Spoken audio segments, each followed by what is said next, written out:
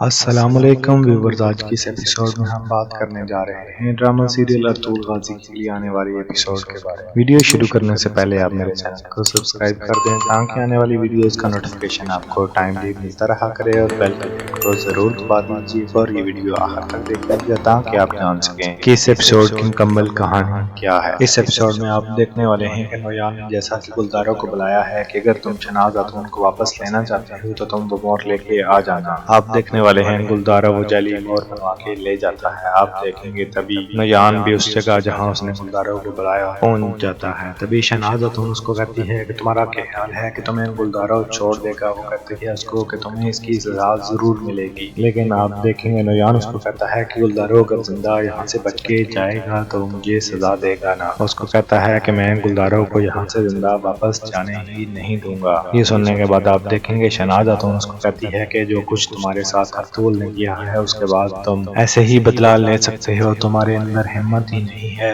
کہ تم مردوں کی طرح لڑ سکو۔ شہناز خاتون اس کو کہتی ہے کہ میں سب کچھ ارطغرل کو بتاؤں گی اور وہ اس بات کا تم سے ضرور بدلہ لے گا، لیکن آپ دیکھنے والے ہیں نویان اس کو کہتا ہے کہ نہ تم یہاں سے زندہ واپس جانے والی ہو اور نہ ہی گلدارا یہاں سے واپس جانے والا ہے۔ وہ کہتا ہے میں تم سب کو یہاں پہ مار کے دفنا دوں گا۔ ایک طرف تو آپ دیکھ رہے ہیں کہ گلدارا جعلی مور بنوا کے شہناز خاتون کو چھڑوانے گیا ہوا ہے، جبکہ دوسری طرف آپ کو یہ بھی دیکھنے کو ملنے والا ہے کہ سنگر تیکن ارطغرل کے پاس بیٹھا ہوتا ہے اور ان کو کہتا ہے کہ وہ مور جیسا کہ آپ جانتے ہیں ہمارے لیے کتنی ضروری ہے، ہمیں یہ ڈھونڈنا ہوگا کہ وہ مور کس کے پاس ہے تاکہ ہم ترک قبیلوں کو جو منگولوں کے ساتھ مل کے ہمارے ہی خلاف لڑ رہے ہیں ان کو منگولوں کی فوج سے نکال سکیں اور اپنے لیے ایک ایسی اسلامی ریاست کا قیام لا سکیں جو کہ اللہ اور اس کے رسول کے قوانین کے اوپر عمل درآمد کرتا ہو۔ اس ایپیسوڈ میں آپ کو یہ بھی دیکھنے کو ملنے والا ہے کہ حائمہ خاتون اپنے بھائی سردار خوشنود کے ساتھ بیٹھی ہوتی ہے اور وہ اس کو بتاتی ہے کہ جیسا کہ آپ جانتے ہیں کہ ہم یہ سمجھتے تھے کہ یہ غدار صرف ہمارے قبیلے میں ہیں، لیکن اب یہ غدار ہمارے خیمے تک پہنچ چکے ہیں۔ یہ سننے کے بعد آپ دیکھیں گے خوشنود کہتا ہے کہ یہ کیسے ہو سکتا ہے، ہم نے تو اپنے قبیلے سے سارے غداروں کا خاتمہ کر دیا ہے، لیکن آپ دیکھیں حائمہ خاتون کو بتاتی ہے کہ سنگر تیکن کے پاس ایک ایسی مور تھی جو کہ سلطان علاؤالدین نے اس کو دی تھی، وہ اس کے خیمے کے اندر سے چوری ہو چکی ہے۔ یہ سننا ہوتا ہے تو سردار خوشنود بھی پریشان ہو جاتا ہے۔ سردار خوشنود حائمہ خاتون سے کہتے ہیں کہ یہ کام کس نے کیا ہے؟ وہ کہتے ہیں کہ ہم اس کا ضرور پتہ لگوا لیں گے کہ یہ کس نے کیا ہے اور اس کو اس کی سزا بھی ملے گی، لیکن میں آپ کو بتانا چاہ رہی ہوں کہ غداری اب سر چڑھ کے بول رہی ہے اور وہ اب ہمارے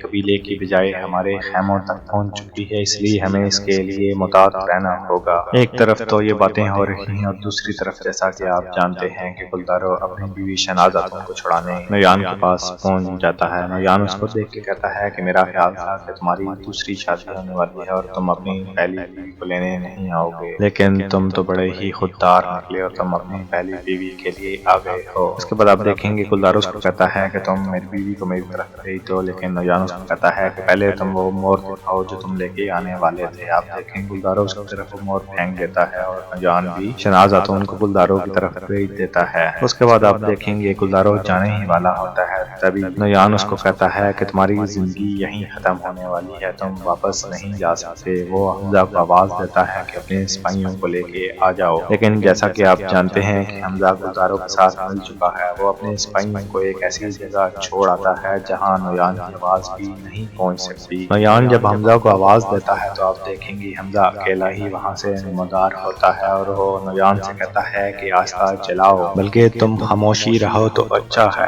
نویان جب حمزہ کی غداری دیکھتا ہے تو بہت زیادہ غصے میں آ جاتا ہے، لیکن آپ دیکھیں گے پھر بھی وہ اپنی آواز پہ قابو رکھتا ہے اور اس کو کہتا ہے کہ تم مجھے اپنے جال میں نہیں پھنسا سکتے۔ لیکن تبھی آپ دیکھیں گلدارا اپنے ساتھی تیمور کو آواز دیتا ہے اور تیمور اپنے ساتھیوں کے ساتھ نمودار ہوتا ہے، تو آپ دیکھیں گے نویان یہ دیکھ کے واقعی پریشان ہو جاتا ہے، کیونکہ اس کو لگتا ہے کہ اس کی زندگی کے آخری دن آن پہنچے ہیں۔ ابھی یہ باتیں ہو ہی رہی ہوتی ہیں کہ آپ دیکھیں گے حمزہ نویان کے اوپر حملہ آور ہوتا ہے۔ نویان اپنا بچاؤ کرتے ہوئے حمزہ کے پیٹ کے اندر خنجر گھوم دیتا ہے جس کی وجہ سے حمزہ وہیں پہ ڈھیر ہو جاتا ہے۔ آپ دیکھیں یہ دیکھنے کے بعد گلدار اور تیمور اس کے اوپر حملہ آور ہوتے ہیں۔ نویان زخمی ہو جاتا ہے، تیمور اپنا آخری وار کرنے ہی والا ہوتا ہے، گلدارو اس کو روک دیتا ہے اور اس کو کہتا ہے کہ ہم اس کو یہاں عزت کی موت نہیں مرنے دیں گے۔ وہ کہتا ہے ہم اس کو اپنے خیمے لے کے جائیں گے، اس کو اپنا قیدی بنا کے، اور اس کو وہاں سب کے سامنے ذلیل و رسوا کرنے کے بعد اس کا سر قلم کیا جائے گا۔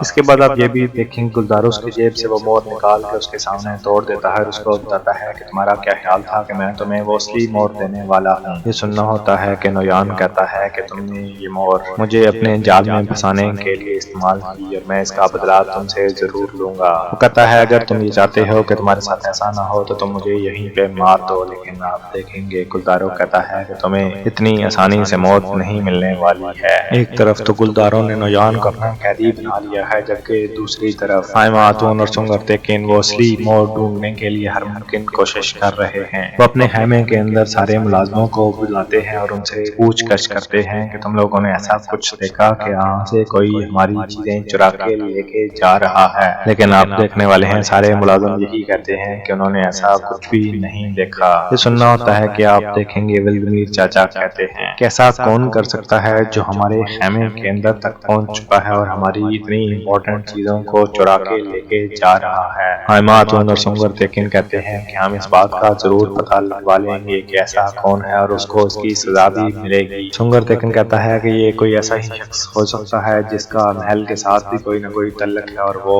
محل کے ساتھ اور ہمارے ساتھ دونوں کے ساتھ مل کے غداری کر رہا ہے، اور اسے ہمیں پتہ لگوانا ہوگا تاکہ ہم اپنی ریاست کی حفاظت کر سکیں۔ دوسری طرف اس ایپیسوڈ میں آپ کو یہ بھی دیکھنے کو ملنے والا ہے کہ ارطغرل اپنی منزل تک پہنچ چکا ہے، وہ بزنطین بارڈر پہ پہنچ چکا ہے اور جہاں وہ اپنی سرزمین بنانے کے لیے ہر ممکن کوشش کرنے والا ہے، اور وہ صلیبیوں سے اپنی ریاست کی حفاظت کرنے کے لیے ایک ایسا پڑاؤ ڈالنے والا ہے کہ صلیبی کبھی بھی ان کی ریاست کے اوپر بری نظر سے نہ دیکھ سکیں۔ تبھی آپ دیکھنے والے ہیں جس جگہ وہ پہنچتے ہیں وہاں ایک مسلمان ترک کچھ صلیبی مزدوروں کے ساتھ باتیں کر رہا ہوتا ہے اور انہیں اسلام کی تعلیمات بتا رہا ہوتا ہے۔ وہ لوگ یہ باتیں بڑے ہی خوشو وضو ہو کے اور بڑے ہی ادب کے ساتھ سن رہے ہوتے ہیں، اور ان کو یہ باتیں بڑی ہی اٹریکٹ کر رہی ہوتی ہیں کہ صلیبی سپاہی وہاں آ جاتے ہیں۔ وہ مزدوروں سے کہتے ہیں کہ تم لوگ اپنا کام کیوں نہیں کر رہے اور یہ ترک یہاں پہ کیا کر رہا ہے؟ آپ دیکھنے والے ہیں کہ کچھ مزدور اس کے حق میں بول پڑتے ہیں اور وہ کہتے ہیں کہ ہم بس ایسے ہی آرام کر رہے تھے، لیکن آپ دیکھیں گے وہ صلیبی سپاہی ان کے اوپر ظلم کرتے ہیں اور ان کو کہتے ہیں کہ چلو جلدی جلدی سے اپنا کام کرو، اور وہ ترک کو کہتے ہیں کہ تم بھی اپنی حد میں رہو اور آئندہ اگر تم نے ہمارے مزدوروں کے ساتھ ایسی بات چیت کرنے کی کوشش کی تو ہم سے برا کوئی نہیں ہوگا۔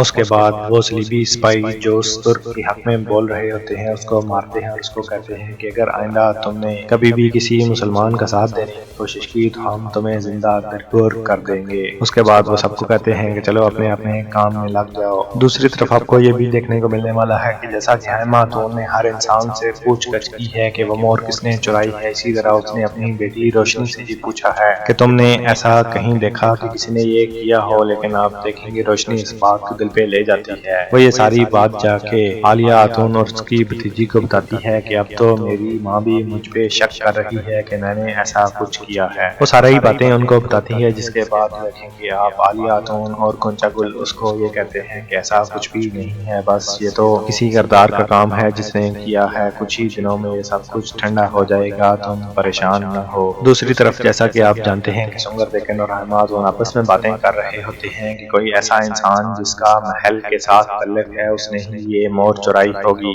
آپ دیکھیں گے ان باتوں کے دوران خائمہ خاتون بول پڑتی ہے، وہ کہتی ہے ہمارے اس خیمے کے اور اس قبیلے کے اندر ایک ہی ایسا انسان ہے جس کا محل کے ساتھ بھی تعلق ہے اور ہمارے قبیلے کے ساتھ، اور وہ ہے مہردین۔ لیکن آپ دیکھیں گے خائمہ خاتون جو ماننے کے لیے تیار نہیں ہوتی، وہ کہتی ہیں اس کی بیٹی کی شادی گلدارو سے ہونے والی ہے، وہ ایسا نہیں کر سکتا۔ لیکن آپ دیکھیں گے سنگر تیکن کہتا ہے کہ اس راز کا پردہ جلد ہی فاش ہونے والا ہے اور ہم پتہ کروا لیں گے کہ یہ کس نے کیا ہے، لیکن مجھے صرف مہردین کے اوپر ہی شک ہے کیونکہ صرف وہی انسان ہے جس کا محل کے ساتھ اور ہمارے خیمے کے ساتھ بھی بھی تعلق بن رہا ہے۔ وہ کہتا ہے کہ کوئی بھی ایسا انسان نہیں ہے جس کو اس بارے میں پتا ہو۔ وہ کہتا ہے محل کے زیادہ قریبی لوگوں کو ہی اس کے بارے میں پتا ہے، اور مہر الدین ہی وہ انسان ہے جس کے محل کے قریبی لوگوں سے تعلقات ہیں، اور اسی میں سے کسی نے اس کو یہ بتایا ہوگا اس مور کے بارے میں، اسی لیے وہ یہ مور حاصل کرنے کی کوشش کی ہوگی اس نے، اور وہ ہی انسان ہوگا جس نے وہ مور چرائی ہوگی۔ ویورز، اس ڈرامے کی آنے والی ایپیسوڈ بہت ہی زیادہ انٹرسٹنگ ہونے والی ہے۔ آپ کا کیا خیال ہے کہ سنگر تیکین اور ہائما خاتون اس مور کو حاصل کر لیں گے؟ کیا وہ مہر الدین کے اوپر شک کر رہے ہیں اس